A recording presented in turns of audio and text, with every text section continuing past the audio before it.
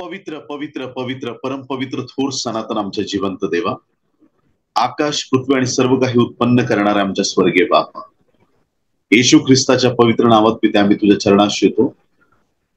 या सायंकाळच्या समयी प्रभू आम्हा प्रत्येकाच्या अंतःकरणाचा हृदयाचा ताबा तुझ्या हाती घे. स्वर्गाचे द्वार उघड प्रभू, तुझ्या शब्दाने तुझ्या वाणीने आज आमच्या प्रत्येकाच्या अंतःकरणाची भेट घे. आणि प्रभू परमेश्वरा, तुझ्या अलौकिक शब्दांनी आज प्रभू आम्हाला तू भर. आणि प्रभू परमेश्वरा, तुझ्या योजना समजणारं मन आम्हाला दे. मनाचा कठीणपणा दूर कर, आम्हा प्रत्येकाला लीन आणि नम्र कर प्रभू. पश्चातापी अंतःकरण दे प्रभू परमेश्वरा. आणि प्रभू तुझ्या वचनासाठी आमच्या मनाची, जीवनाची, आत्म्याची तयारी कर. आमचा विश्वास आहे ओठ माझेत, पण प्रत्येक शब्द स्वर्गातून तुझपासून येतो. तुझ्या शब्दाने, तुझ्या वाणीने आम्हा प्रत्येकाची भेट घे. ही सर्व प्रार्थना उद्धारक येशू याच्या गोड, पवित्र आणि सर्वोच्च नावात मागतो म्हणून तिथे आहे. Amen. Amen. Praise the lord. Hallelujah. प्रभूची स्तुती असो. करिंथीकरास पहिले पत्र, पहिला अध्याय 18 वचन आपण वाचूया. करिंथीकरास पहिले पत्र, पहिला अध्याय 18 वचन. कारण ज्यांचा नाश होत आहे त्यांना वधस्तंभाविषयीचा संदेश मूर्खपणाचा आहे. परत वाचतो. कारण ज्यांचा नाश होत आहे त्यांना वधस्तंभाविषयीचा संदेश मूर्खपणाचा आहे, पण ज्यांना तारण प्राप्त होत आहे अशा आपणास तो देवाचे सामर्थ्य असा आहे. कारण मी ज्ञानाचे ज्ञान नष्ट करीन व बुद्धिमंतांची बुद्धी व्यर्थ करीन असा शास्त्रलेख आहे. आमेन. प्रभूची स्तुती असो. ज्यांचा नाश होतोय प्रियांनो, त्यांच्यासाठी वधस्तंभाचा जो संदेश आहे तो त्यांच्यासाठी असं त्यांना वाटतं की हा संदेश मूर्खपणाचा आहे. आज तुम्हाला आणि मला मूर्ख ठरवणाऱ्या लोकांची संख्या जगात काही कमी नाहीये. खूप लोकांना ख्रिस्तावरती विश्वास नाहीये म्हणा, किंवा हा वधस्तंभाचा संदेश त्यांच्यापर्यंत पोहोचू नये अनेक लोकांनी त्याचा स्वीकार केलेला नाही. ज्यांचा नाश होत आहे त्यांना या गोष्टी वधस्तंभाविषयीच्या त्यांना फारशा भावत नाहीत किंवा त्यांना फारशा आवडत नाहीत. तर आज ज्या महत्वाच्या विषयाकडे आपण वळत आहोत, तर तो विषय म्हणजे वधस्तंभ काय आहे आणि या वधस्तंभाच्या द्वारे एक आपल्या जीवनामध्ये कशा प्रकारे नवीन सुरुवात आपण करू शकतो याकडे आपलं लक्ष आपण केंद्रित करत आहोत. वधस्तंभ काय? 2000 वर्षापूर्वी ज्या वेळेस इस्रायलमध्ये रोमन साम्राज्य होतं आणि हे रोमी लोक जे होते ते फार क्रूर रीतीनं आरोप्यांना शिक्षा द्यायचे आणि अनेक असे आरोपी असायचे ज्यांना, म्हणजे जसं आपल्याला बरब्बा बद्दल आपण वाचलेलं आहे की बरब्बा म्हणजे शहरामध्ये फार वाईट गोष्टी करणारा किंवा त्यांनी खून, दरोडे किंवा दंगे करणारा असा व्यक्ती होता, असं स्पष्ट लिहिलेलं आहे.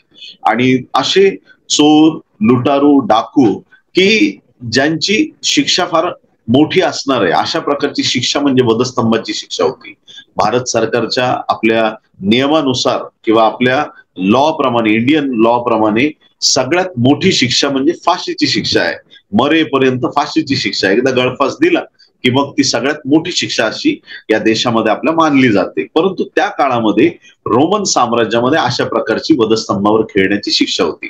आजही जगात फार विभिन्न प्रकारच्या शिक्षा आरोप्यांना दिल्या जातात, पण त्यापैकी आज आपण ह्या गोष्टीकडे लक्ष केंद्रित करूया की वधस्तंभाचं मरण लोक त्याच्याकडे कसं पाहायचे.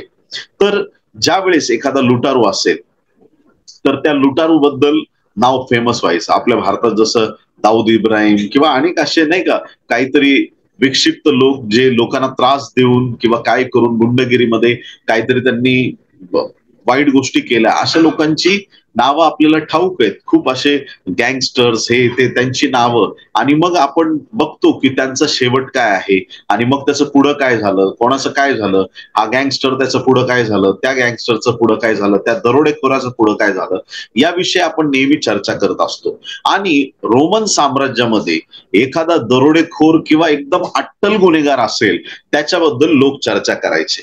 आणि मग शेवटी काय असायचं की त्याला क्रुसावर खेळलं जायचं.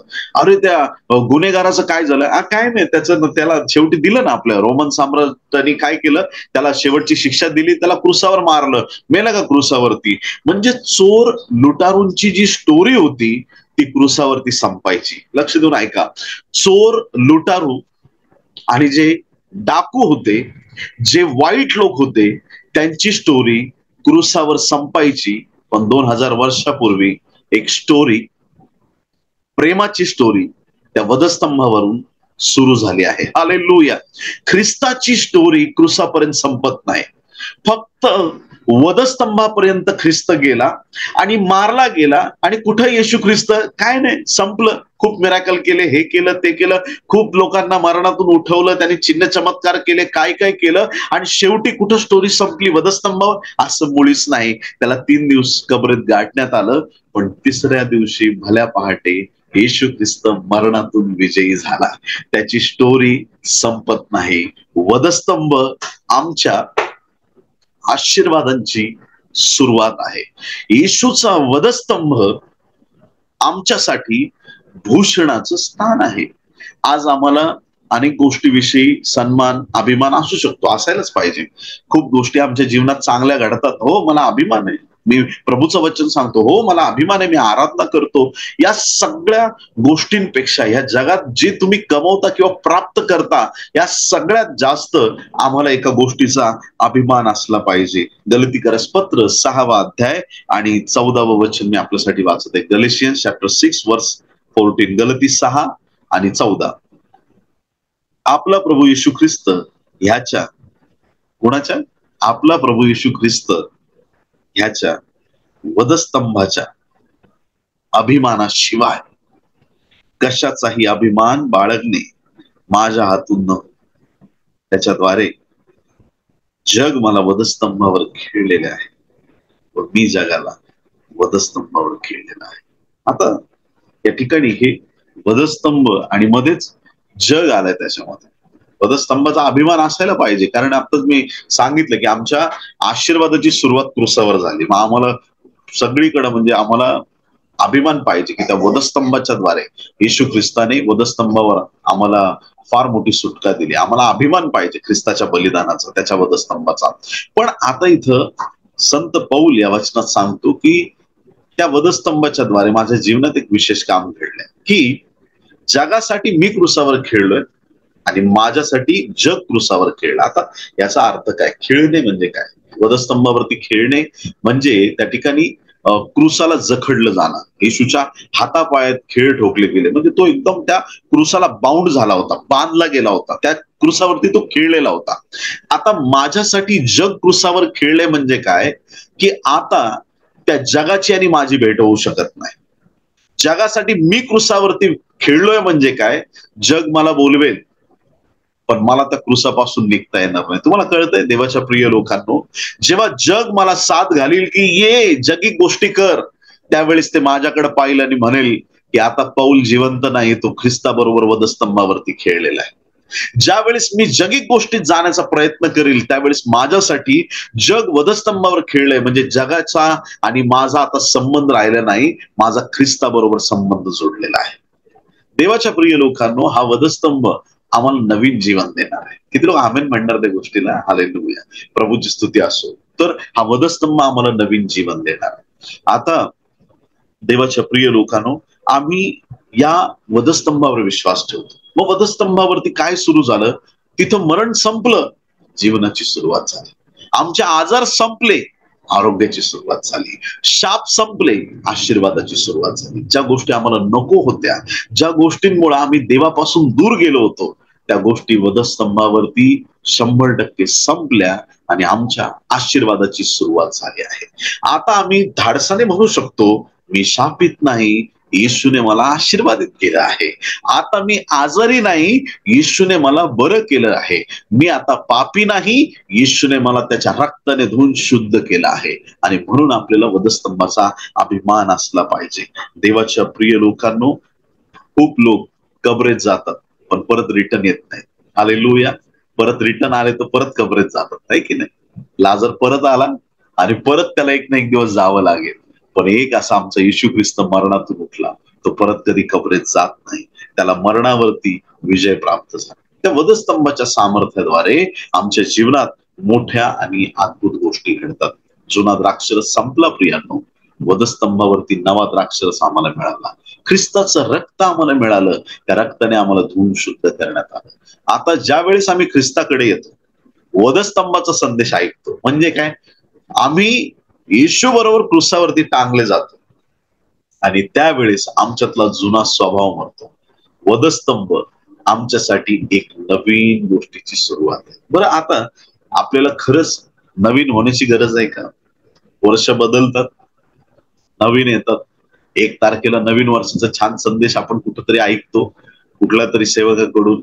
कशा प्रकारे नवीन जीवन असलं पाहिजे, नवीन जीवन गरजेचं आहे, आम्ही नवीन व्हायला पाहिजे, आम्ही सुधारायला पाहिजे, नव्याने प्रभूकडे यायला पाहिजे. आणि मग 1 तारीख गेली की मग 2 तारखेपासून जुना जीवनक्रम आहे की नाही, मग काय त्याच्यामध्ये नाविन्य राहत नाही. मग आम्ही देवाच्या प्रिय लोकांनो, आज आम्हाला नितांत गरज आहे येशू ख्रिस्ताच्या वधस्तंभाकडे येण्याची.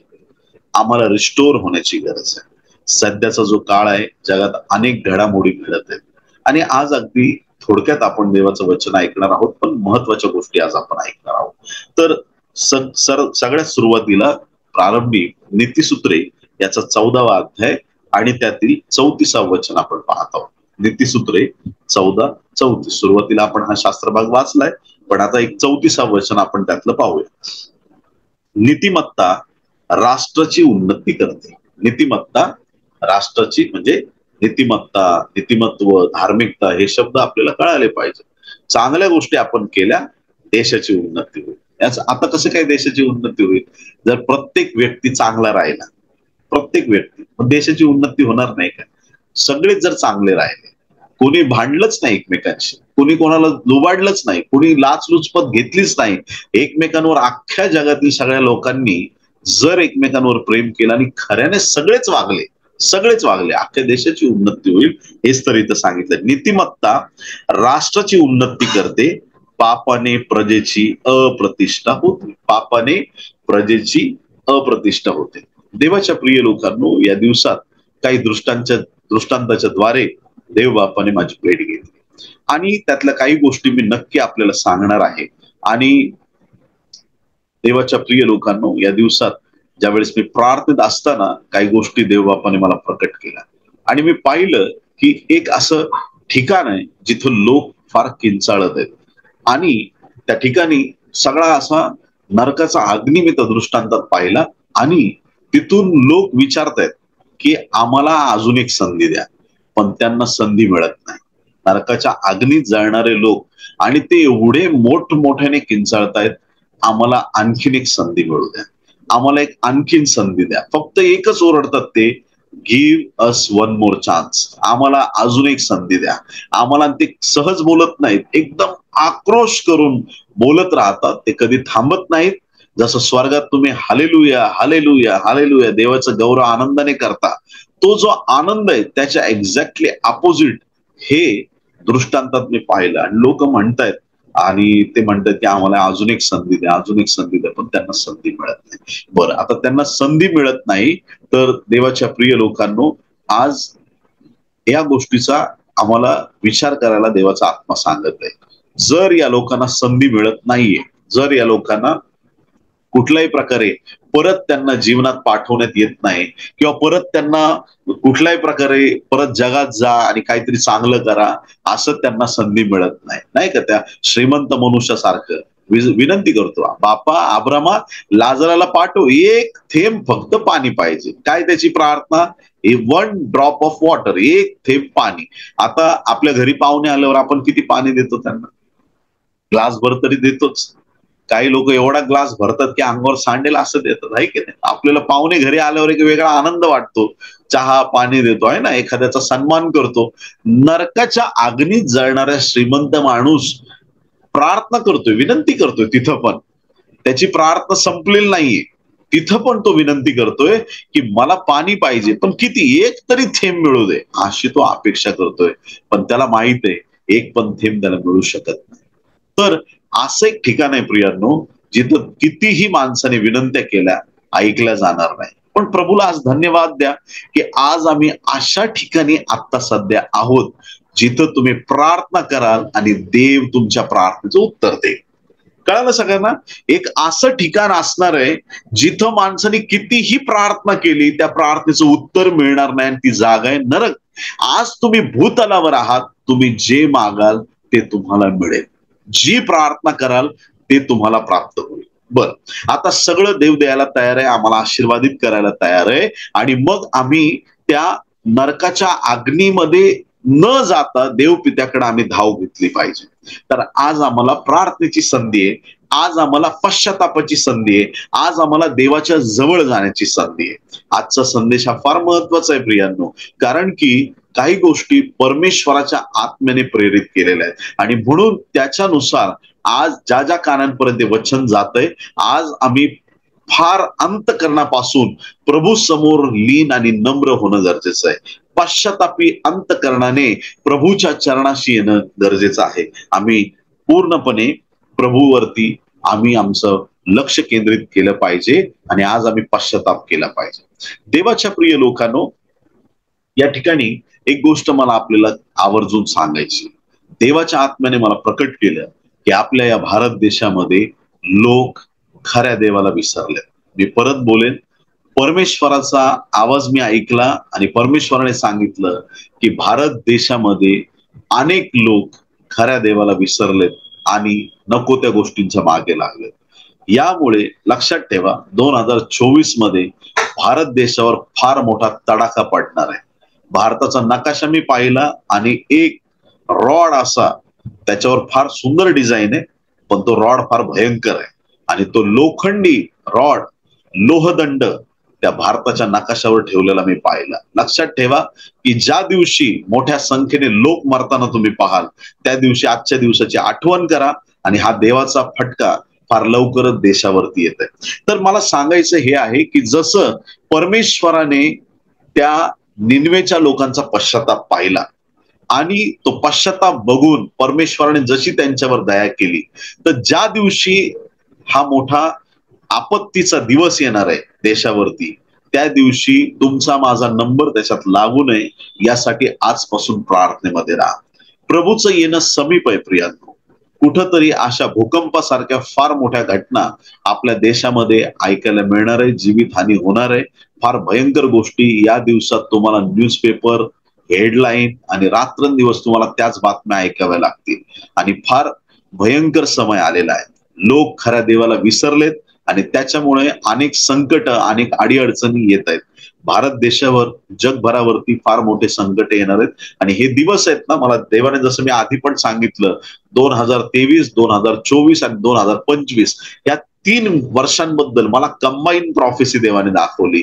हे 3 वर्ष जे आहेत ना, जग पूर्ण बदलून जाणार आहे. अशा गोष्टी घडतील की आज जसं तुमच्याकडे पॅन कार्ड आहे, रॅशन कार्ड आहे, आधार कार्ड आहे, त्याच्यानंतर अजून काय बँकेचे कार्ड आहे, खूप काय काय काय काय काय गोष्टी आहेत. बऱ्याच गोष्टी तुम्ही एकत्र घेऊन चालता आणि आता नवीन एक हेल्थचं कार्ड आलेलं आहे, बऱ्याच गोष्टी एकत्र आलेल्या आहेत. पण आता येत्या दिवसामध्ये सगळ्या गोष्टी संक्षिप्त होतील आणि एक दिवस तर असं येईल ना की तुम्ही बिना कुठल्याही हातात कार्ड न घेता तुम्ही कुठेही प्रवास करू शकता, फिरू शकता, असे दिवस जवळ आलेले आहेत. आता सध्याच्या काळामध्ये AI टेक्नॉलॉजी फार जोरदार वेगाने वाढत आहे आणि जर्मनीमध्ये तर काही चर्चमध्ये AI टेक्नॉलॉजीच्या द्वारे संदेश दिले जातात, प्रार्थना केल्या जातात. AI टेक्नॉलॉजी म्हणजे आर्टिफिशियल इंटेलिजन्स आणि याबद्दल तुम्हाला आणखीन माहिती वेगवेगळ्या नेटवरती, इतर पुस्तकांच्या माध्यमातून तुम्हाला प्राप्त होऊ शकते. तर त्याच्यात काय करतायत आता की रोबोट किंवा त्या जे आर्टिफिशियली संदेश आपोआप तयार केले जातात आणि ज्यावेळी जर्मनीमध्ये अशा प्रकारचे संदेश नुकतेच दिले गेले रोबोट कडून, तर त्याच्यात हा संदेश देण्यात आला की जुन्या गोष्टी सोडून द्या आणि आता नवीन गोष्टींकडे वळा. आणि देवाच्या प्रिय लोकांनो, हा खरा अँटी क्राइस्टचा संदेश आहे की जो संदेश त्या अँटी क्राइस्टचा असणार आहे, त्याचं बोलणं असणार आहे, जगाला देवापासून परावृत्त करून जगाला सैताना पुढे झुकवण्याचं काम अँटी क्राइस्ट करणार आहे. आणि एकदम अशा समयामध्ये आम्ही येऊन ठेपलेलो आहोत. देवाच्या प्रिय लोकांनो, जगभरात अनेक गोष्टी घडत आहेत आणि आता रिसेंटली 18 डिसेंबर 2023, लक्षात ठेवा 18 डिसेंबर 2023 या दिवशी पोप फ्रान्सिस यांनी फार मोठी घोषणा केली. पोप फ्रान्सिस यांनी फार मोठी घोषणा केली. आता त्यांच्या घोषणेला का महत्व आहे? कारण की 140 करोड 1.4 बिलियन, तर हा जो आकडा आहे 140 करोड लोक जगामध्ये कॅथलिक आहेत. लक्षात ठेवा आकडा 140 करोड. भारताची आबादी आहे त्या लोकसंख्ये एवढे लोक आज जगामध्ये कॅथलिक आहेत. आणि त्या पूर्ण सर्व कॅथलिक आपल्या बांधवांचे, बहिणी आणि जेही परिवार आहेत सगळ्यांचे जे इन्चार्ज मेन आहेत ते म्हणजे पोप फ्रान्सिस आहे. आता पोप फ्रान्सिस यांची एक फार मोठी न्यूज जगभरामध्ये हायलाइट झाली. खूप लोकांनी समर्थन पण केलं, परंतु मी करणार नाही. त्याचं कारण बायबल मधून मी तुम्हाला सांगेन. पोप फ्रान्सिस यांनी 18 डिसेंबरच्या न्यूज मध्ये जी हायलाइट झालेली न्यूज होती त्यामध्ये त्यांनी पुरुषांनी पुरुषाशी जर विवाह केला, स्त्रीने जर स्त्रीशी विवाह केला आणि ते जर का तुमच्या चर्चमध्ये आले त्यांना आशीर्वाद देऊन टाका आणि त्यांना काही मनाई करू नका, त्यांना काही कमी लेखू नका, त्यांना चुकीचं बोलू नका, तर त्यांना तुम्ही आशीर्वाद द्या. आता एदेन बागेमध्ये देवाने आदाम नव्हता बनवला, आदाम आणि हवा बनवली होती. स्त्री आणि पुरुष हा विवाह देवाने स्थापित केलेला आहे. आणि म्हणून देवाच्या प्रिय लोकांनो, या गैरकृत्याला बायबलमध्ये पाप म्हटलेलं आहे. पुरुष पुरुषाची कसं लग्न करणार, स्त्री स्त्रीशी कसं लग्न करणार देवाच्या प्रिय लोकांनो? तर ह्या सगळ्या सैतानी गोष्टी आहेत. आणि म्हणून देवाचे लोक, बायबल वाचणारे लोक याचं समर्थन करत आहेत. मग आपली काय जबाबदारी, आपण काय करणार? देवाच्या प्रिय लोकांनो, आम्ही या गोष्टींबद्दल प्रार्थना केली पाहिजे. शेवटच्या काळात वचनामध्ये भेसळ केली जाणार, हे त्रिवार सत्य, याच्यामध्ये काही आता बदलता येत नाही. ते पोप असोत किंवा कोणी असो, देवाच्या प्रिय लोकांनो, आज आम्ही या गोष्टीकडं बारकाईने लक्ष दिलं पाहिजे. जगभरात आता काय चाललंय बघा, एवढे मोठे प्रार्थना करणारे लोक, परंतु त्यांनी पापाची साथ दिलेली आहे, वाईट गोष्टीची साथ दिलेली आहे. मागील दिवसात एक फार मोठे प्रीचर, आता फार नावं घेत नाही मी तुमच्या पुढं, पण एक थोडक्यात तुम्हाला सांगतो. एका प्रीचरला अमेरिकन शो मध्ये बोलवलं आणि विचारलं स्वर्गाचा मार्ग कोण आहे?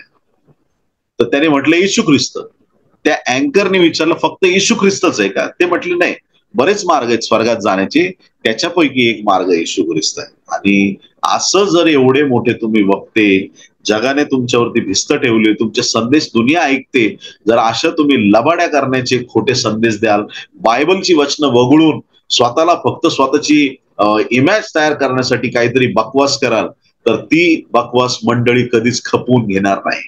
देवाची आपण जिवंत मंडळी, देवाचे खरे निवडलेले लोक आहोत. आणि म्हणून या दिवसात देवाचे तत्व बदलले जात आहेत. या दिवसात आर्टिफिशियल इंटेलिजन्स आणलं जातंय. या दिवसात देवाचे लोक देवाला विसरून पापाच्या मागे चालले. मग आता आपला जो देश आहे, कोणता देश आहे आपला? Praise the Lord. आपल्या या भारत देशामध्ये सुद्धा अनेक अशा घटना घडत आहेत. मी का तुमच्या निदर्शनात आणून देतोय? कारण की आता आम्हाला सतर्क होण्याची गरज आहे. एक छोटासा व्हिडिओ दाखवतो तुम्हाला, तेवढा बघून मग आपण पुढे वळणार आहे. जस्ट एक व्हिडिओ बघूया. पहले bishop of Lucknow Peter Baldev की गिरफ्तारी, उसके बाद चर्च ऑफ नॉर्थ इंडिया की 27 डायोसीज के मॉडरेटर, अंडरवर्ल्ड सरगना दाऊद इब्राहिम से संबंध रखने वाले भ्रष्टाचारी जबलपुर डायोसीज के बिशप पीसी सिंह की गिरफ्तारी, और अब पीसी सिंह के करीबी राजदार सुरेश जैकब की गिरफ्तारी। ये बताने के लिए काफी है कि चर्च ऑफ नॉर्थ इंडिया धर्म के नाम पर भ्रष्टाचार का एक लंबा खेल खेल रही है। जी हां, सुरेश जैकब जो पीसी सिंह के राजदार रहे हैं, अब पीसी सिंह के पास ही पहुंच गए हैं, यानी सुरेश जैकब अब जेल की रोटियां खाएंगे। भ्रष्ट धर्मगुरुओं का हाल ये है कि इन्होंने कलकत्ता का बिशप कॉलेज भी नहीं छोड़ा है और उसको भी बेच दिया है। ये वही बिशप कॉलेज है जहां से सीएनआई के तमाम पादरी ट्रेनिंग करके आज धर्म के नाम पर भ्रष्टाचार कर रहे हैं। इन बिशप का अगला कारनामा सीएमसी लुधियाना में हुआ, जिसकी प्रॉपर्टी पर लगभग 35 करोड़ रुपए का लोन लिया गया। यानी 35 करोड़ रुपए किस लिए लिए गए? भ्रष्ट धर्मगुरुओं ने किसी को बताया? अब या तो 35 करोड़ का लोन ब्याज सहित चुकाएं, सीएनआई नहीं तो सीएमसी हाथ से गया समझो। उधर ईओडब्ल्यू के अधिकारी लगातार 27 डायोसीज के बिशपों के खिलाफ जांच में जुटे हैं। इन डायोसीज में आगरा डायोसीज और भोपाल डायोसीज प्रमुख है। आपको बता दें कि बड़ी बड़ी लग्जरी गाड़ियों में घूमने वाले धर्म के नाम पर ईसाई समुदाय के लोगों का खून चूसने वाले भेड़िए रूपी बिशप चर्च की प्रॉपर्टी बेचकर अय्यासी भरी जिंदगी जी रहे हैं। भोपाल डायोसीज के प्रॉपर्टी मैनेजर एडवर्ड मगन जी और भोपाल डायोसीज के सेक्रेटरी पादरी अर्जुन सिंह की संपत्ति की भी जांच हो जाए तो ये बात सामने आ जाएगी कि ये लोग कितने भ्रष्टाचार में डूबे हैं। वैसे तो तमाम बिशपों की रातों की नींद उड़ गई है और उनको केवल जेल जाने का डर सता रहा है। जैसे कि लखनऊ के बिशप पीटर बलदेव जेल गए, मॉडरेटर पीसी सिंह जेल गए और अब सुरेश जैकब का नंबर लग गया है। अब ईसाई समुदाय के लोगों को इंतजार है कि जेल जाने वाला अगला बिशप कौन होगा।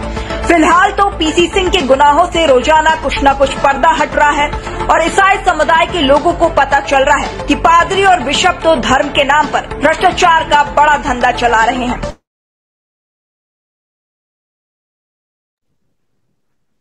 प्रेस लॉर्ड कुठली न्यूज होती? आपल्या भारतातलीच, हो की नाही? Press Lord. तर ह्या आताच्या व्हिडिओत आपण पाहिले काही थोडंच 2-4 दिवसापासून हा व्हिडिओ बराच व्हायरल होतोय आणि ह्या आताच्या रिसेंट घटना घडत आहेत की आता एका पाठोपाठ एक बिशपला अटक करण्यात येते आणि जेलमध्ये टाकण्यात येते. आता त्याच्या मागचं कारण काय की पैशाचा भ्रष्टाचार, अफरातफर आणि जेवढी त्यांची सॅलरी असायला पाहिजे त्याच्यापेक्षा मोठ्या मोठ्या गोष्टी त्यांच्याकडे आहेत किंवा म्हणजे आपल्या ज्या मिशनच्या जागा आहेत त्या जागा विकण्याचं काम काही लोकांनी देवाच्या नावाखाली बोलून किंवा काय असं जनतेची, ख्रिस्ती विश्वासणाऱ्यांची फसवणूक केलेली आहे. आता ह्या सगळ्या ज्या गोष्टी घडतायत, एकीकडं व्याभिचाराला पुढाकार कॅथलिक पंथातून दिला जातोय, प्रोटेस्टंट मागे नाहीत आणि म्हणून हा भेद तर सोडूनच द्या. तुम्ही तसे, आम्ही असे, आम्ही चांगले, तुम्ही वाईट. आणि ना मी तुम्हाला 100% सांगतो, 100% ही गोष्ट खरी आहे की तुम्ही कुठल्या पंथातून आलात आणि कुठल्या जातीतून आणि धर्मातून, येशू बघणारच नाहीये. येशू फक्त हे बघणार आहे की तू आपलं जीवन येशूला दिलंय का, तू बाप्तिस्मा घेतलाय का, तू पवित्र आत्म्याने भरलाय का आणि तू तुझं जीवनक्रम चांगलं जगतोयस का. येशू हेच बघणार आहे. तुमची प्रॉपर्टी किंवा तुम्ही काय करता, काय मिळवलंय, काय करता, ह्या गोष्टींना येशू ख्रिस्त अजिबात प्राधान्य देणार नाही. मग आता या गोष्टी आता घडतायत आपल्या देशात पण. 2 ते 3 वर्षापूर्वीपासून एक फार मोठी घोषणा करण्यात येत होती की आम्ही 2024ला अख्ख्या देशाला म्हणजे ख्रिश्चन लोकांना राहूच देणार नाही, आम्ही आमच्या धर्माचंच राष्ट्र पूर्ण देशाला बनवून टाकू. अशा प्रकारचं घोषणाबाजी किंवा एक ख्रिस्ती लोकांच्या मनात एक भीतीचं वातावरण निर्माण करण्याचा प्रयत्न केला गेला. परंतु मंडळी घाबरली नाही आणि ह्या मागच्या 2-3 वर्षात देवाच्या लोकांनी अधिक आणि अधिक प्रार्थनेमध्ये स्वतःला उन्नत केलेलं आहे. लोक जास्त प्रार्थनेमध्ये वाढलेले आहेत. परंतु अशा काही घटना या दिवसांमध्ये घडल्यात. आता जे देवाचं राज्य आहे त्याच्यामध्ये विस्कळीतपणा कुठं कुठं चाललाय हे मी तुम्हाला लक्षात आणून देण्याचा प्रयत्न करतोय की ज्या वेळेस तुम्ही विश्वास ठेवता की येशूपेक्षा माझ्यासाठी जर पोप जास्त महत्वाचे असतील तर माहित नाही मी कुठल्या स्वर्गात जाईल आणि काय होऊ शकेल. म्हणून माणसापेक्षा देवावर तुम्हाला जास्त विश्वास ठेवावा लागेल. कोणी किती मोठा प्रॉफिट असो, किती मोठा संदेष्टा असो, किती मोठा देवाचा दास असो, पण त्याच्यापेक्षा मोठं स्थान येशूलाच मिळालं पाहिजे. आमच्या जीवनातलं श्रेष्ठ स्थान फक्त प्रभू येशू ख्रिस्ताला दिलं पाहिजे. आमच्या समोर रोल मॉडेल येशू ख्रिस्त आहे. आणि मग ज्या वेळेस आम्ही असं प्रभूवरती पूर्ण विश्वास ठेवून चालणार, येशूवरती विश्वास ठेवून चालणार, त्यावेळेस आम्हाला पैशाची हाव वाटेल का? अजिबात नाही वाटणार. का आम्ही मिशनच्या प्रॉपर्टी विकू, का आम्ही अशा प्रकारे वागू? आणि म्हणून देवाच्या प्रिय लोकांनो, मग आता काही ख्रिस्त विरोधक लोकांनी काय केलंय, पास्टर लोकांवरती पाळत ठेवली, बिशप लोकांवरती पाळत ठेवली, जे समाजातले मोठे लोक आहेत. आता बिशप म्हणजे फार मोठं पद झालं प्रियांनो. त्यांच्या हाताखाली कितीतरी पाळक वर्ग असतात. एक मोठ्या माणसाला जर तुम्ही अटक केली आणि त्याला जर तुम्ही बर्बाद करू शकले तर पूर्ण मंडळीत आणि सगळ्या लोकात विस्कळीतपणा येईल, असंतोष निर्माण होईल आणि एकमेकांविषयी द्वेषाची भावना आपोआप तयार होईल. आणि म्हणून आज जे सेवा करणारे लोक आहेत त्यांनी किती फेथफुल राहिलं पाहिजे. आज आम्ही देवाच्या राज्याची सत्यतेने सेवा करणारे लोक पाहिजे.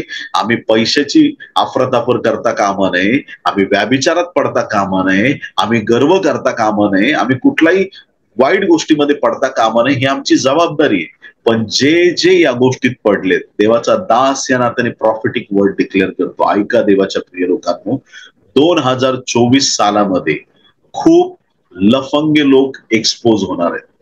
काळजीपूर्वक ऐका. फक्त भारतात नाही मी बोलत, अख्ख्या जगामध्ये खूप जे खोटे संदेश आहेत ते न्यूज चॅनल वरती येतील.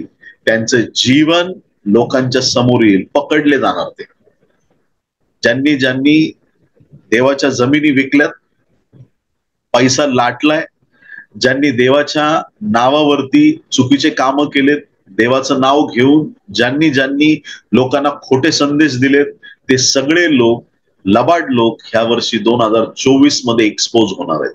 सुरुवात झालीये. त्याच्यामुळं देवाच्या प्रिय लोकांनो, जर आपल्यापैकी हा संदेश ज्यांच्या कानापर्यंत जातो, जर तुम्हाला वाटत असेल की प्रभू मी चुकलोय मी ह्या कामात, तर आज पश्चातापाची वेळ आहे. मी तुम्हाला ते नरकाचा दृष्टांत सांगण्याचं कारण हेच होतं की लोक किंचाळतायत, आम्हाला संधी द्या, त्यांना संधी मिळणार नाही. मग आज आपल्याकडे संधी आहे की नाही? मग आम्ही पश्चाताप केला पाहिजे. प्रभू मी तुझे पैसे चोरलेत का? प्रभू मी व्याभिचारात पडलो का? मी गर्व केलाय का? कुठलं पाप केलंय की जे देवाच्या राज्यासाठी चांगलं नाही? आज जर आम्ही रिपेंट करू आणि प्रभूकडे वळू तर आमचं जीवन परत एकदा रिस्टोर होईल आणि आपण वैऱ्याच्या हाती सापडणार नाही. काही लोकांना वाटतं आहे की नाही, मांजर कशी दूध पिताना डोळे बंद करून पिते, म्हणजे मला कुणी पाहत नाही. तिचे डोळे बंद आहेत तर तिला असं वाटतं मला कुणी पाहत नाही. अगं तुझे मांजरी डोळे बंद आहेत, बघणाऱ्यांचे तर उघडेत ना. हे बघणारे कंटिन्यू बघतायत, त्यांचं लक्ष आहे कोणाला कुठं कसं अडकवावं. हे फार भयंकर दिवस आहे. आणि हे तर झालं, आता मी सांगितलं की पोप कडून काय झालं भारत देशामध्ये, मिशन मध्ये किंवा मोठ्या मोठ्या संस्थांमध्ये. पण असे खूप मिशन्स आहेत, असे खूप पाळक वर्ग आहेत ज्यांना वाटतं आपल्याला कोणी बघत नाही आणि ते मनमानी करतात. पण देवाच्या प्रिय लोकांना, आम्ही देवाला घाबरून राहिलो तर आमचं कोण काही वाईट करणार आहे? आमच्या जीवनात संकट नाही येऊ शकत या प्रकारचं. म्हणून आम्ही जर सत्य असू तर आम्ही आमची बाजू ठासून मांडू शकतो. अगदी पौल जसा सभास्थानांमध्ये उभं केलं जायचं, लोक विरोधात उठायचे, पण एकटा असं बोलायचा का तिथून त्याला बरोबर सुटका मिळायची आणि प्रभूचं गौरव व्हायचं. मग आपण जर खरे असणार तर आम्हाला खऱ्याला कशाला भ्यायची कारण आहे, कोणाला घाबरायची गरज नाही. परमेश्वर त्याच्यात आम्हाला यशप्राप्ती देणार. तर ही एक गोष्ट आपल्या निदर्शनात आणून दिली. आता ना मंडळांमध्ये काही चुकीचे सिद्धांत पेरण्याचं काम चालवलंय सैतानाने. ऐका बरं का, फार महत्वाचं आहे. आता मी तुम्हाला टप्प्याटप्प्याने सांगतोय की म्हणजे AI टेक्नॉलॉजी कसं देवाच्या राज्यावर अटॅक करतेय, परत पोपने कसा अटॅक केलाय देवाच्या राज्यावरती, परत हे बिशप म्हणून घेणारे जे लबाड लांडगे त्यांनी कसं मंडळीला तोडलंय, किंवा ह्या सगळ्या गोष्टी कसं चालू आहे आपल्या आजूबाजूचं वातावरण. मग खरा विश्वासणारा कसा टिकून राहणार? आदर्श कुणाचा घेणार? जगे घालणारे जर तुमच्या पुढे असं वागायला लागले, स्वतःला पवित्र म्हणणारे जर लोक असं करायला लागले. रेव्हरंट शब्दाचा अर्थ माहितीये का तुम्हाला? मला भीती वाटते नावापुढे रेव्हरंट लावताना, भीती वाटते. का? कारण रेव्हरंट शब्दाचा अर्थ आहे पवित्रातून पवित्र. जर तुम्ही स्वतःला पवित्र म्हणता तर तुम्हाला पवित्र कामच करावे लागतील, अपवित्रता तिथे चालणार नाही. जर माझ्या संदेशाने आज कोणाला हर्ट होत असेल तर प्लीज होऊ द्या. आज जर मी तुम्हाला हर्ट केलं तर उद्या देवबाप मला हर्ट करणार नाही. समजेल त्याला समजेल प्रियांनो. आज मला मनापासून सत्य देवाचा संदेश तुमच्यापर्यंत पोहोचवणं गरजेचं आहे. दिखावी बाजी नको प्रियांनो. सगळ्या गोष्टी एक्सपोज होणार आहेत, धरले जाणार. मोठे मोठे संदेश देऊन जे लोक पापाच्या अधीन आहेत ते कशा ना कशा माध्यमातून या दिवसामध्ये पकडले जाणार. आज पश्चातापाचा दिवस आहे, आज प्रभूकडे वळण्याचा दिवस आहे. बरं, आता मंडळांमध्ये काय चुकीचे सिद्धांत आले त्याबद्दल थोडक्यात मी बोलतो. सगळ्यात पहिली गोष्ट की ज्याला अन्य भाषा मिळाली नाही तो देवाचा नाही, असे काही लोकांमध्ये सिद्धांत आले. हे खरंय का? हेच वचन शिकले तुम्ही आजपर्यंत? ज्याने तुमचा विश्वास डळमळीत होईल ना त्या सेवकाचा संदेश ऐकू नका. जो तुम्हाला सांगाल अन्य भाषा बोलूच नका, जो सांगाल स्वप्न दृष्टांत काही नाही, देव बोलत नाही, देव मुका आहे, देवाला काहीच बोलता येत नाही, हे खोटे संदेश आहेत. आम्हाला सावध झालं पाहिजे. ज्या संदेशाने, ज्या प्रॉफेसीनी किंवा ज्याच्या बोलण्याने तुम्ही देवापासून दूर जाता, तो संदेश तर देवाचाच नाही, देवाचाच नाही, स्पष्ट सांगतो. मग ज्या संदेशाने तुम्हाला असं वाटतं की प्रभू मला तुझ्या जवळ यायचंय, तुम्हाला अजून तुमचा विश्वास एकदम पॉवरफुल होतो, त्या संदेशाकडे लक्ष द्या. मग हे आता अन्य भाषा तुम्हाला बोलता येऊ न येऊ हे कंपल्शन नाही. मी अन्य भाषे बोलतो रात्रंदिवस, प्रभूला धन्यवाद त्याच्याबद्दल. पण ज्याला अन्य भाषेचं कृपादान नाही, तो देवाचा नाही हे म्हणणं चुकीचं आहे. त्याला डॉमिनेट केलं जातं, तुला अन्य भाषा येत नाही, चल जा इथून, तू देवाचा नाही, असं केलं जातंय. हा चुकीचा सिद्धांत आहे. अन्य भाषा येऊ न येऊ, उत्कंठा बाळगा तुम्ही, आध्यात्मिक कृपादानांची उत्कंठा बाळगा. पण ज्याला नाही मिळालंय किंवा ज्याच्याकडे नाही, त्याला कमी लेखू नका. येशू मिळाला ना, तारण झालं ना, बस स्वर्गात नाव लिहिलं गेलं. पण उन्नतीसाठी कृपादान आहेत, ती मिळावीत. मग नाही मिळाली याचा अर्थ नाही की हा देवाचा नाही. म्हणून या गोष्टीपासून सावध राहा. पुढची महत्वाची गोष्ट की मंडळांमध्ये आता असे डॉक्टरीन आलेत की प्रत्येक माणूस समृद्ध होणार, सगळ्यांची प्रॉस्पेरिटी होणार. एक खोटा संदेश आहे. हा, सगळे करोडपती होणार, सगळेच अरबोपती सगळे होणार, हा खोटा संदेश आहे. का मी म्हणतो? देव तुम्हाला किती पैसे देईल माहिती का? ऐका कान उघडे ठेवून. देव तुम्हाला किती पैसा देईल मी त्याचं गणित तुम्हाला सांगतो. तुम्ही कॅल्क्युलेट करा, कॅल्क्युलेटर काढा आणि माझ्या बोलण्यानंतर स्वतः कॅल्क्युलेट करा. देव तुम्हाला स्वतःला प्रकट करेल तुमच्याकडे किती अरबो आणि करोडो रुपये येणार आहेत, ते तुम्हाला प्रकट होईल. एक वाक्यात मी तुम्हाला सांगतो थोडक्यात. ज्या अमाऊंट नंतर तुम्ही पैशाला देव मानणार आहे, ज्या अमाऊंट नंतर तुम्ही देवाला विसरून पैशाला देव मानणार आहे, ती अमाऊंट देव तुम्हाला का देईल? ज्या पैशामुळे तुम्ही देवाला विसरणार आहेत, काही लोकांकडे ना इतका पैसा आहे, पण त्या पैशाला ते देव मानत नाही. हे खोटे सिद्धांत आहेत, हे खोटे सिद्धांत आहेत. देवाच्या प्रिय लोकांनो, माझ्या लाईफ मध्ये मी असे लोक पाहिले देवावरती प्रेम करणारे. एक भाऊ त्याच्या गाडीचं इंडिकेटर बदलत नाही, 150 रुपयाचं गाडीचं, 15,000 रुपये चर्चच्या बांधकामासाठी आणलं. 15,000 रुपये गाडीच्या. त्याला म्हटलं बदलत नाही का रे भावा, काय झालं? म्हण नको, पगार झाल्यावर बदल. आणि देवाच्या राज्यासाठी हे लोक आहेत ना, यांची नावं सुवर्ण अक्षरात देवाच्या राज्यात लिहिली जातील. तो किती देतो, काय देतो हे महत्वाचं नाही, पण ना ही जी भावना आहे ना माणसाच्या मनाची, की आम्ही प्रभूसाठी तयार आणि तत्पर राहिलं पाहिजे. पैशाचा घमंड कधी येता कामा नाही. मग ज्याला थोडा पैसा आल्यानंतर गर्व येतो ना, देव त्याला कधीच पैसे देणार नाही. कान उघडे ठेवून ऐका. फायनान्शियल ब्लेसिंग कोणाकडे येतो? तुमच्याकडे भरभराट कधी होईल, तुमच्याकडे करोडो करोड कधी येतील? ज्या वेळेस तुम्ही देवाला म्हणता, देवा किती द्यायचंय तेवढं दे, पण माझा देव तूच राहणार, बस. मग तुमच्याकडे येईल. आणि परमेश्वराला माहिती कशाने माणूस पडेल, त्या गोष्टीपासून तुम्हाला तो दूर ठेवेल. कुठल्या गोष्टीने तुम्ही पडणार, त्या गोष्टीपासून तो तुम्हाला दूर ठेवेल. एखाद्याने ठरवलं की आज मी गपचूप जाऊन दारू पिणार, एक तुमचा असा पाळक नाही तर एक ब्रदर असा येईल ना, तुम्हाला डिवचत राहील, चल रे प्रार्थनेला जाऊ, चल रे प्रार्थने. तुम्ही प्लॅन करत राहा, नाही मला जायचंय, मला जायचंय, मला जायचंय. तो मित्र तुम्हाला, ती मैत्रीण, तुमची बहीण, तो भाऊ, तो तुम्हाला ऑब्स्टॅकल करणार. का माहितीये का? कारण त्याला देवाने पाठवलं. लक्षात ठेवा, माणसाने नाही पाठवलं, देवाने तुम्हाला अडखळण करण्यासाठी पाठवलंय. तुम्हाला पापात पडू देऊ नये म्हणून त्या भावाला आणि बहिणीला तुमच्याकडे पाठवलंय. आठवण करा की देवाने कधी कधी तुमच्या भावांना, बहिणींना तुमच्याकडे पाठवलंय.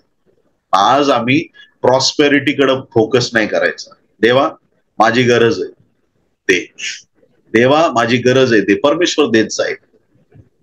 पण ज्या वेळेस तुम्ही स्पिरिच्युअली मॅच्युअर्ड होता, त्यावेळेस सगळ्या गोष्टी तुमच्याकडे असतील. 10 वर्षाचा मुलगा आहे, मोटरसायकलची चावी देणार त्याला, घे बाळा चालव. तुम्हाला माहितीये पोलिसांनी धरलं तर खूप मोठा फाईन पण बसेल आणि त्याच्या जीवावरती बेतू शकतं ना त्या लेकराच्या. कशाला द्यायची चावी? मग तुम्ही एवढे चांगले आई बाप आहेत ना, 10 वर्षाच्या मुलाची काळजी घेता, मग वर बसलेला बाप त्याला कळत नाही तुम्हाला कशाची गरज आहे, तुम्हाला काय दिलं पाहिजे, काय नकोय ते? तो तुमच्या सगळ्या गरजा पूर्ण करेल. 1000 वेळा बोलेन मी, पेट्रोलचे भाव वाढत जाणार आहेत. 1000 रुपये लिटर जरी झालं तरी तुमच्या गाडीत पेट्रोलची वाण पडणार नाही. जगात कितीही महागाई वाढली, एक चपाती, एक रोटी 1000 रुपयाला जरी झाली तरी तुमचं पात्र भरलेलं असणार आहे, ओसंडून वाहणार. तुमच्या खाण्यापिण्यात तुम्हाला बरकत असणार, तुमच्या घरादारात तुम्हाला बरकत असणार, तुमच्या जीवनात तुम्हाला बरकत असणार. दुष्काळ जगासाठी हो, एलियासाठी कसला आलाय दुष्काळ? एलियाला दुष्काळाची गरज नाही.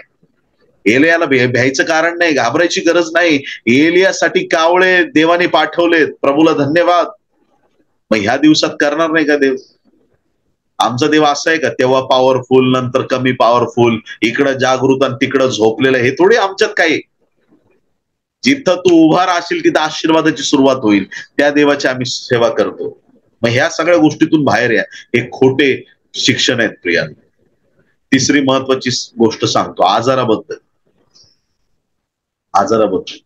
एखादा व्यक्ती आजारी पडला का 17 पास्टर येऊन त्याला प्रार्थना करणं, तुला भूत लागलंय, तुला दुष्टात्मा लागलाय, तुला हे झालंय, तुला ते झालंय. अरे काय चाललंय हे तुमचं? पौल म्हणतो माझ्या पोटात काट आहे. मग पौलाला काय दुष्टात्मा लागला होता? झोपेत बोलताय का तुम्ही अशा लोकांना? भानावर या, जागेवर या. कुठले सिद्धांत घेऊन आलाय तुम्ही बायबलच्या बाहेरचे? मंडळीच्या वचनात, देवाच्या वचनामध्ये भेसळ करताय तुम्ही, लबाडी करताय. हे चालणार नाही. आजारी पडलेल्या माणसाच्या आजाराच्या अनेक कारण असू शकतात. त्यापैकी एक कारण तुम्हाला सांगतो, देवाच्या गौरवासाठी कधी कधी आजार येतात. मग तो आजार येतो, प्रभू बरं करतो, साक्ष घेऊन तो व्यक्ती उभा राहतो. कुणाचं नाव उंच झालं? लाजर मेला ते बरं झालं. मी म्हणतो बरं झालं. अख्ख्या त्या बेथानीला कळालं प्रभू पुनरुत्थान आणि जीवन आहे. सगळ्या गावकऱ्यांना कळालं. कळू द्या. तुमच्या संकटातून जगाला कळू द्या की तुमचा देव जिवंत आहे. मग कशाला घाबरायचं? काही लोक म्हणतात की आम्ही मेडिसिन घेणार नाही, हे आमचं शरीर असं आहे आणि तसं आहे आणि ह्याच्यात आम्ही औषध घेणार नाही. येशूने म्हटलं रोग्याला औषधाची गरज आहे, वैद्याची गरज आहे. ज्या वेळेस हा तिमोथी आजारी पडतोय वारंवार, पौल काय म्हणतो? नेहमीच पाणी पिऊ नको, कधी कधी द्राक्षरस घेत जा. द्राक्षरस म्हणजे आता हे वचन काही लोकांनी त्याचा विक्षिप्तपणा त्यांचा दाखवला त्याच्यामधून. कधी कधी द्राक्षरस घे म्हणजे औषध घे, औषध घे हे सांगायचंय त्याला, पौलाला. औषध घे बाबा, स्वतःची काळजी घे, स्वतःला जप. तुझं शरीर फार महत्वाचं आहे. हे जर जपलं तर तुला खूप दिवस सेवा करता येईल. आपल्या जीवनाची, आपल्या शरीराची काळजी घ्या. आणि हे खोटे सिद्धांत मंडळीत आणू नका. ते आजारी पडलं काय झालं, करा प्रार्थना त्यासाठी, प्रभू उठविल ना त्याला. अलिशा आजारी पडला, किती तुम्हाला लोकांबद्दल सांगू. देवाच्या प्रिय लोकांना, ख्रिस्ती माणूस आजारी पडू शकतो देवाच्या गौरवासाठी. प्रभू त्याला उठवणार. देवाचे सेवक सेविका किती लोक आजारी पडतात. लगेच टॉर्चर नाही करायचं. देवाने फटका मारला आणि हे झालं ते झालं असं बोलू नका. त्याच्याने काय होतं, त्या व्यक्तीचा जर विश्वास तुटला तर कसं होणार? एखाद्याला कॅन्सर झाला, तुम्ही म्हणता देवाने तुला फटका दिला, मग तुम्हाला लाज वाटली पाहिजे असं बोलताना. जाऊ दे त्याचं, बिचारा तो स्वतः दुःखात आहे, त्याला असं वाटतंय माझं जीवन काय होतंय. त्या दुःखात असणाऱ्याला तुम्ही थोडं एनकरेज केलं तर प्रभू तुला उठवल माझ्या भावा बहिणी. किती त्याला आनंद वाटेल, किती देवाच्या सामर्थ्यात तू उभा राहील. आता ह्या 2024 मध्ये ह्या सगळ्या अशा अनेक सिद्धांत आले. चेक करायचं हे देवापासून आहे का. कुणी काहीतरी वेगळं नवीन काही बोललं, लगेच बायबल उघडायचं आणि बघायचं हे आहे का तिथं. आपले प्रश्न देवासमोर ठेवायचे, हे खरं आहे का, हे खोटं आहे का. आणि मग त्याच्यानुसार आम्ही जेव्हा पुढे चालू त्यावेळेस परमेश्वर आपल्याला आशीर्वादित करेल. आता हे झालं मंडळीविषयीच्या गोष्टी, देशाविषयीच्या गोष्टी. आता इस्रायलचं वॉर चालू. रिसेंटली एक 4-8 दिवसापूर्वी, आता वेळ कमी, मी तुम्हाला सगळे व्हिडिओ दाखवत नाही, पण माझ्यावर विश्वास ठेवा, मी सांगतो ते खरं, नंतर सर्च करा. इस्रायलचे राष्ट्राध्यक्ष बेंजामिन नेतन्याहू यांनी सोशल मीडिया म्हणा किंवा सगळे प्रेस कॉन्फरन्स घेऊन सगळ्यांना देखत सांगितली एक गोष्ट, की जसं अमालिकी लोकांचा नाश केला होता इस्रायल तसा आम्ही गाजाचा नाश करू. अमालेकी लोकांचा नाश केला होता तसा आम्ही गाजाचा नाश करू. बेंजामिन नेतन्याहू इस्रायलचे राष्ट्राध्यक्ष यांनी अशी घोषणा केली. आता अमालेकी कोण, एकदम शॉर्ट मध्ये समजून घ्या. अमालेकी लोक कोण आहे? बायबलच्या जुन्या करारात 9 पुस्तकांमध्ये अमालेकी लोकांचा उल्लेख आलाय. 23 वेळा अमालेकी लोकांबद्दल सांगण्यात आलं. 23 वेळा. त्यांचं सगळ्यात पहिलं युद्ध निर्गम याच्या 17व्या अध्यायामध्ये दिलेलं आहे. निर्गम 17, 8 ते 14. चला पटकन वाचतो, तुमच्यासाठी पण लक्ष देऊन ऐका. अमालेकी लोकांबरोबर इस्रायल लोकांचं पहिलं युद्ध ऐका. निर्गम 17, 8 ते 14.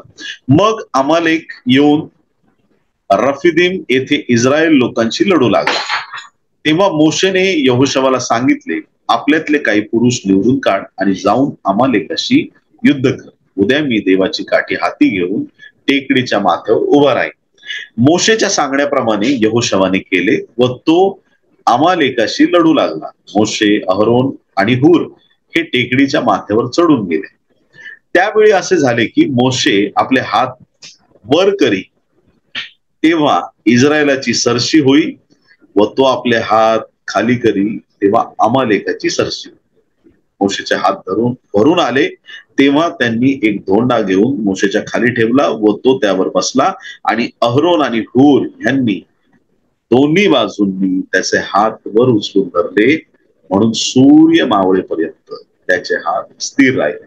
मग यहोशवाने आपल्या तलवारीच्या धारेने अमालेकाचा व त्याच्या लोकांचा पाडाव केला. ठीक आहे, हात मोशेचे वर आहे. इथं पहिलं युद्ध आहे. आता परमेश्वराची आज्ञा ऐका अमालेकी लोकांबद्दल. आता हे बेंजामिन नेतन्याहू म्हणजे जुना करार पाळणारे लोक यहुदी. मग तो असं का बोलले ते, तर त्याचा अर्थ मी थोडक्यात सांगतो तुम्हाला, 14व्या वचनात कळेल. आणि परमेश्वराने मोशेला म्हटले की याची आठवण राहावी म्हणून ही घटना एका पुस्तकात लिहून ठेव आणि यहोशवाच्या कानी घाल, कारण मी अमालेकाची आठवण पृथ्वीवरून अजिबात पुसून टाकेल. अमालेकाची आठवण पृथ्वीवरून अजिबात पुसून टाकेल. आणि पुढे मग अनुवादच्या 25व्या अध्यायात 17 ते 19 वचन पाहिजे तर लिहून घ्या, नंतर वाचा. अनुवाद 25, 17 ते 19. ज्यावेळेस हे लोक इस्रायल लोक वाटेने होते मिसर मधून निघाल्यानंतर, तर त्यावेळेस जे खूप थकलेले लोक होते पाठीमागे राहिलेले, त्यांच्यावर अमालेकी लोकांनी पाठीमागून हल्ला केला आणि त्या थकलेल्या लोकांना त्यांनी मारून टाकलं.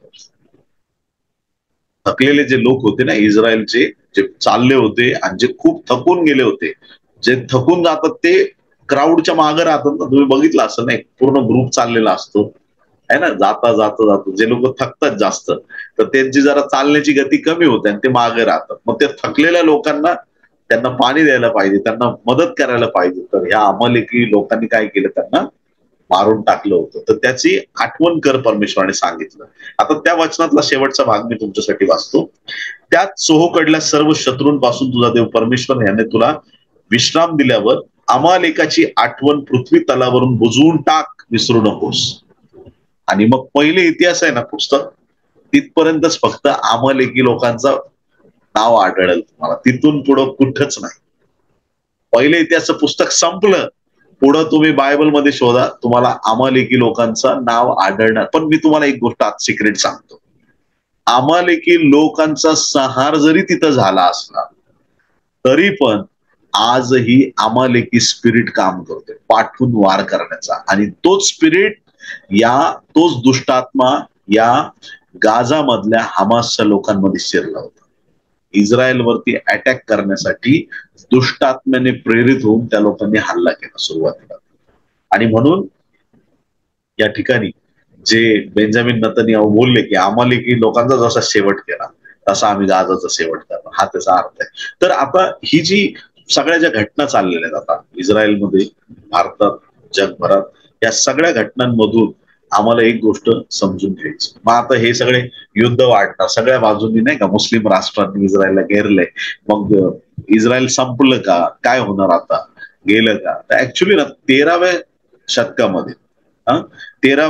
शतकामध्ये ना जो फारो होता इजिप्तचा, आता फारो म्हणजे राजाचं एक टायटल आहे, तर ते वेगवेगळे फारो बदलत राहायचे. पण 13व्या शतकातल्या फारोने त्याचं जे जुनं रायटिंग्स आहेत ते तेव्हाचे आज पण अवेलेबल आहेत, ते त्या रायटिंग मध्ये त्यांनी लिहून ठेवलंय इस्रायलचं नामोनिशान संपलंय, इस्रायल जगामध्ये शिल्लक नाही.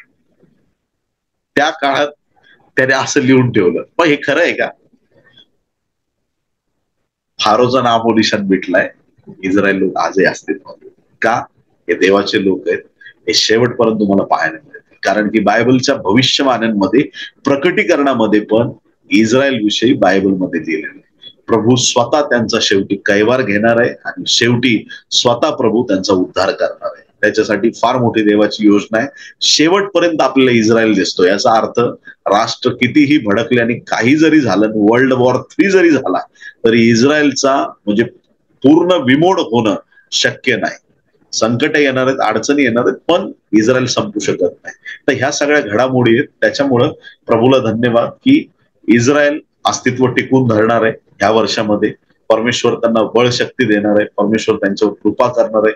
दुसरी गोष्ट, देवाच्या प्रिय लोकांनो, जगभरामध्ये आर्थिक रीतीचं फार मोठं संकट दिसत आहे.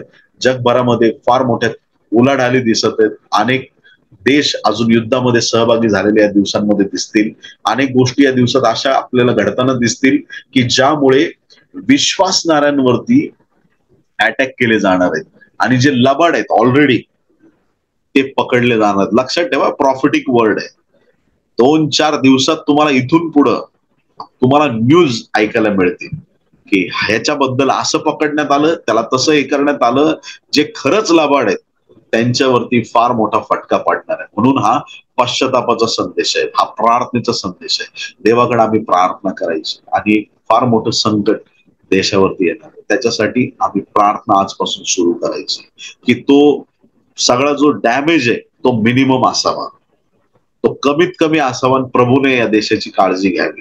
जसं नाही का, तो एक झाड आहे त्याला म्हणजे फळ येत नाही आणि मग विनंती केली जाते की अजून 1 वर्ष मी थोडं माळी म्हणतो, मी काळजी घेतो बाबा, याचं अजून थोडस पालन पोषण करतो, मग थोडं जरा टाइम दे. तसं आपण देवाकडे टाइम मागू. आपण त्या योनासारखं नाही बनायचं, तेव्हा त्यांना मारच मारच मारच. आम्ही असं बनायचं की देवा आम्ही मध्यस्थी करतो, जो वेळ आहे तो टळला जाऊ दे. आणि आमच्या लाईफ टाईम मध्ये आम्हाला या देशात देवाचं रिवायवल बघायचंय, देवाचं गौरव बघायचं, देवाचं नाव उंच होताना बघायचंय, घराघरात येशूचं नाव पोचलेलं आम्हाला बघायचंय. आणि मग त्याच्यासाठी आम्ही प्रार्थनेत आम्ही तयार असणं गरजेचं आहे. आज जो संदेश आहे की वधस्तंभावर आमची एक नवीन सुरुवात होणार आहे. आज आम्ही ख्रिस्ताच्या वधस्तंभाकडे बघूया आणि ज्या काही गोष्टींची आम्हाला आठवण येत असेल, जे देवाच्या विरुद्ध आम्ही वागलो असेल किंवा ज्या गोष्टी चुकीच्या केल्या असतील त्याच्याबद्दल प्रभूकडे माफी मागूया. आणि देवाच्या प्रिय लोकांना प्रभूचं येणं फार समीप आहे. म्हणून आज आम्ही त्या वधस्तंभाकडे आपलं लक्ष केंद्रित करूया. ज्यांनी पहिल्या येण्यावरती विश्वास ठेवला नाही त्यांना दुसऱ्या येण्यामध्ये उचललं जाणार नाही.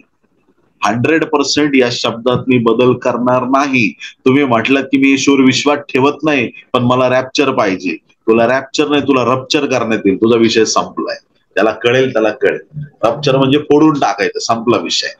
देवाच्या प्रिय लोकांनो, ज्यांना रॅप्चर मध्ये सहभाग पाहिजे त्यांनी पहिल्या येण्यावरती विश्वास ठेवावा लागेल, टिकून राहावं लागेल. आणि हे दिवस आमच्यासाठी प्रार्थना योद्धे बनण्याचा दिवस आहे. आणि ह्या दिवसात मी तुम्हाला जेवढ्या गोष्टी सांगितल्या या देव झाडा घेण्याच्या गोष्टी आहेत.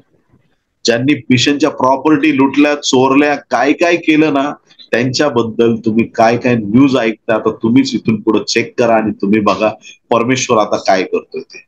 जे लबाडीने वागले, ज्यांनी देवाच्या राज्याचा डॅमेज केलाय, परमेश्वर त्यांना कसं सरळ करतो ते तुम्ही आता इथून पुढे बघायचं आम्ही सगळ्यांनी. आणि मेन सगळ्यात महत्वाची गोष्ट की जे विश्वासात टिकून राहते, हालेलुया, त्यांचं जीवन ताऱ्यासारखं तेजस्वी, त्यांचं जीवन एवढं आशीर्वादित होईल त्यांना कशाची कमी पडणार नाही. असे चमत्कार या दिवसात परमेश्वर करणार आहे की इतिहासात कधीच लोकांनी असे चमत्कार ऐकले नसतील. लोक म्हणतात मोशेने तांबडा समुद्र दुभागला, आम्ही किती मोठा मिरॅकल बायबलमध्ये वाचलाय, प्रभूला धन्यवाद. पण ह्या दिवसात याही पेक्षा मोठ्या आणि महान मिरॅकल तुम्ही ऐकणार आहात. याच्यापेक्षा मोठ्या आणि अद्भुत गोष्टी घडताना तुम्ही पाहाल. चिन्ह चमत्कार घडतील, मोठमोठे संदेश ते सेवक या दिवसात तयार होतील. देवाच्या प्रिय लोकांनो, फारोला किती प्रबळ व्हायचे तेवढं होऊ द्या. हालेलुया. आकाशाला म्हणावं तुला किती उंच व्हायचे तेवढं उंच हो, पण आमच्या प्रार्थना अशा उंच येतील ना, बरोबर त्या दुष्टात्म्यांना शोधून शोधून फटके दिले जातील देवाच्या गौरवासाठी. हालेलुया. आम्ही आज पूर्ण विश्वासात स्थिर आणि खंबीर आहोत. आज आम्ही आमचं जीवन, परिवार, सगळ्या गोष्टी आम्ही देवाच्या हाती सुपूर्द करू. आणि ना, जसा लक्षात ठेवा एक गोष्ट, तुमचा विश्वास कमी करत नाही, तर तुम्हाला प्रोत्साहन देतोय मी या वचनाद्वारे किंवा या बोलण्याद्वारे. बघा पौल किती भारी सेवक आहे. त्याच्या प्रार्थनेने मुर्दे उठतात आहे ना. पौलाच्या प्रार्थनेने युतुक नावाचा व्यक्ती कसं जीवन झाला आहे ना. पौलाची किती पॉवरफुल प्रार्थना आहे. देव त्याच्याद्वारे कार्य केले खूप महान. पौलाच्या पोटात वेदना होत्या, 3 वेळा केली प्रार्थना, दिलं सोडून जाऊ काय. मग कधी कधी ना एखादी गोष्ट आमच्या जीवनात असू शकते का ज्या गोष्टीला घेऊन आम्ही टेन्शन मध्ये, कधी लग्न जमणार, कधी लग्न जमणार, हे वर्ष गेलं ते वर्ष, मला संतान कधी मिळणार, मला नोकरी कधी मिळणार, देवा तू असा कसा आहे, हे काय ते काय. तुमच्या आशीर्वादासाठी आशीर्वाद देणाऱ्याला कधीच गद्दार होऊ नका. कळलं तुम्हाला. एखादी गोष्ट सैतान कधी कधी लोकांना पॅनिक करतो, काय देव देत नाही तुला, काय देव देत नाही तुला, काय देव देत नाही. आणि मग असं म्हणून म्हणून काही लोक एवढे वेड्यासारखं करायला लागतात की नाही ते मला मिळालंच पाहिजे, ते मला आत्ताच मिळालं पाहिजे, असंच घडलं पाहिजे. किंबहुना एखाद्या गोष्टीची तुम्हाला गरज नसताना सुद्धा सैतान तुम्हाला त्या गोष्टीत गुरफटून टाकतो. त्याचा वापर जगाच्या कल्याणासाठी होणार आहे. तो प्रार्थना करत बसतो, देवा माझ्या घराला पेंट करायचं, कधी पैसे देतोस. तो घरातच रडत बसतो, तेव्हा मला नवीन फ्रीज पाहिजे. 6-6 महिने रडत बसतात लोक, तेव्हा मला हे पाहिजे, तेव्हा मला ते पाहिजे. त्या छोट्या छोट्या गोष्टींसाठी लोक रडत बसतात आणि मोठ्या मोठ्या आशीर्वादांना. आम्ही काय करूया, आम्ही एक निश्चित असं देवाबरोबर एक नातं तयार करू. मला काही मिळो सोडणार, मला माहितीये की तुला सगळं माहिती, मला काय पाहिजे, तुला सगळं कळतं. ते मनातल्या गोष्टी ओळखणार देव. मग तू आमची काळजी घेणारा परमेश्वर, तुझ्या योजनेप्रमाणे आमच्या जीवनात ये. अशा जे आम्हाला पाहिजे देवाकडे एकदम शांत चित्ताने पवित्र आत्म्याच्या मार्गदर्शनाने मागायचं, मग आम्हाला त्या गोष्टी प्राप्त होतील. आमचं जीवन देवाच्या गौरवाने करू. देवाच्या प्रिय लोकांना आम्ही अशा या 2024 सालामध्ये आमच्यासाठी आशीर्वादित वर्ष. हालेलुया. जगासाठी फार भयंकर काळ आहे, फार भयंकर काळ, फार भयंकर काळ आहे जगासाठी. विश्वासणाऱ्यांसाठी आशीर्वादाचं वर्ष. जसजसं वेळ जाईल तस तसे देवाचे लोक अजून देवाच्या सानिध्यात वाढत जातील, अधिक वाढत जातील, देवाचं गौरव होत जाईल. आज नंतर आम्हाला फक्त ख्रिस्ताच्या वधस्तंभाचा अभिमान ठेवायचा आहे आणि आम्हाला त्या वधस्तंभाजवळ यायचं आहे. तिथून आमची एक नवीन सुरुवात करायची. आजपासून काय चुकलंय, काय देवाच्या विरुद्ध काम केलंय, त्याची प्रभूकडे माफी मागायची. आमेन. प्रभूची स्तुती असो. धन्यवाद धन्यवाद धन्यवाद धन्यवाद. पवित्र पवित्र पवित्र परमपवित्र थोर सनातन आमच्या जिवंत देव, आकाश पृथ्वी आणि सर्व काही उत्पन्न करणारे आमच्या स्वर्गीय बापा, येशू ख्रिस्ताच्या पवित्र नावात पिते आम्ही तुझ्या चरणाशी प्रार्थना करतो. या समयी प्रभू आम्हा प्रत्येकाचा ताबा तुझ्या पवित्र दाळ, तुझ्या कृपेने, तुझ्या सामर्थ्याने आम्हा सर्वांवर तुझ्या दयेचा हात ठेव. ज्या वचनांवर आज आम्ही मनन केलं प्रभू, आणि ज्या गुप्त आणि गहन गोष्टी तू आम्हाला प्रकट केल्यास त्याबद्दल आम्ही तुला धन्यवाद. स्वर्गीय बापा, सैतानाने कॅथलिक पंथामधून, प्रोटेस्टंट पंथामधून, वेगवेगळ्या ठिकाणातून प्रभू ख्रिस्ती लोकांवरती, खऱ्या विश्वासणाऱ्यांवरती हल्ले करण्याचा प्रयत्न केला.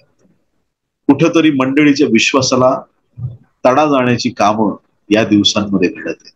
आमची प्रार्थना आहे स्वर्गीय बापा, स्वर्गातून तुझ्या पवित्र आत्म्याचं सामर्थ्य असं उतरून येऊ दे प्रभू एक एक व्यक्तीवरती, की त्यांच्यातली दुष्टता निघून जाऊ दे. सर्वांना प्रभू येशू तुझ्या पवित्र रक्ताने धुवून शुद्ध कर, नवीन जीवन दे. आज तुझ्या वधस्तंभापासून आमच्या एक आशीर्वादित जीवनाची सुरुवात होते. ख्रिस्त वधस्तंभावरती मेला, परंतु आमच्या जीवनाची सुरुवात झाली. तुला धन्यवाद देतो. ख्रिस्ताचा हात परमेश्वराने सोडला, त्याग केला, त्या क्षणी स्वर्गीय बापाने आम्हाला मिठीत घेतलं. तुझ्या अलौकिक दयेबद्दल आम्ही तुझी स्तुती करतो.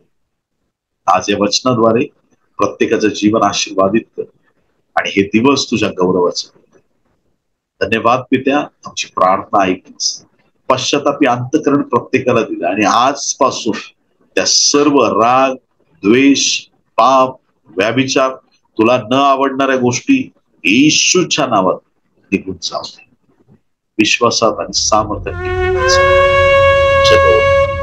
सर्व प्रार्थना येशूच्या गोड पवित्र सर्वोच्च नावात मागतो. आमेन.